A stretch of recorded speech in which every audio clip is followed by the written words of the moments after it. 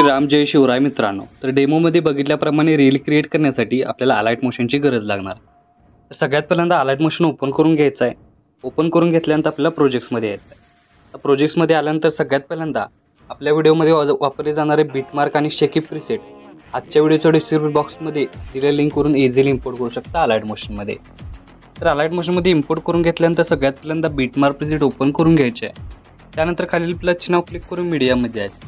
मीडियामध्ये गेल्यानंतर तुम्हाला अशा प्रकारे इंटरफेस दिसून येणार आहे। तर सगळ्यात पहिल्यांदा काय करायचं, तुमचा इमेज इथं ॲड करून घ्यायचा। आता हा इमेज मी तर डेमोसाठी यूज केलेला आहे। इथं तुम्ही स्वतःचा इमेज यूज करून हा स्टेटस आहे तो क्रिएट करू शकता। आता इमेज ॲड करून घेतल्यानंतर वरती 3 डॉटला क्लिक करून फिल कंपोजिशन एरिया या ऑप्शनवर क्लिक करायचं आहे। म्हणजे काय होणार आहे, एकाच क्लिकमध्ये आपला इमेज लेअर आहे तो फुल स्क्रीन होऊन जाणार आहे। त्यानंतर नेक्स्ट स्टेप काय करायची, याची जी लेंथ आहे ती बघू शकता इथं आपल्याला 5.13 या सेकंदाच्या बीटमार्कपर्यंत वाढवून घ्यायचे आहे। वाढवून घेतल्यापासून 5.13 पासून इथपर्यंत पुढं परत एकदा प्लसचे नाव क्लिक करून मीडियामध्ये जायचं आहे आणि व्हिडिओ दिलेला आहे तो आपल्याला ॲड करून घ्यायचा आहे। बघू शकता तो अशा प्रकारे व्हिडिओ राहणार आहे। तो आपल्याला ॲड करून घेतल्यानंतर प्रॉपर असं याचा ओव्हरऑल लुक तुम्हाला अशा प्रकारे दिसून येणार आहे। तर नेक्स्ट स्टेप काय करायचं आहे, स्टार्टिंगला येऊन सगळ्यात पहिल्यांदा इथं आपल्याला 1.6 सेकंदाच्या बीटमार्कवर येऊन खालील प्लसचे नाव क्लिक करून एक शेप आपल्याला सिलेक्ट करायचा आहे।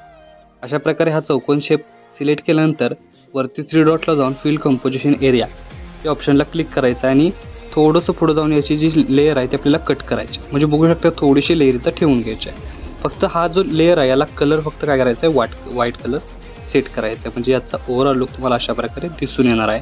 एक ॲनिमेशन तुम्हाला व्हिडिओमध्ये दिसून येणार आहे आणि इफेक्टही तुम्हाला प्रॉपर दिसून येईल।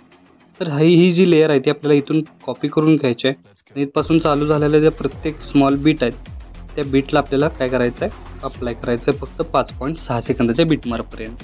बघू शकता ॲड केल्यानंतर परत एकदा स्टार्टिंगला येऊन खालील प्लसचे नाव क्लिक करून मीडियामध्ये जायचं आहे आणि एक PNG दिलेला आहे तो ॲड करून मूव्ह आणि ट्रान्सफॉर्मेशनमध्ये जाऊन त्याची थोडीशी साईज कमी जास्त करून आपल्याला वरती अशा प्रकारे सेट करायची आहे। सेट केल्याबरोबरच याची जी लेंथ आहे ती आपल्याला 5.13 पर्यंत वाढवून घ्यायची आहे।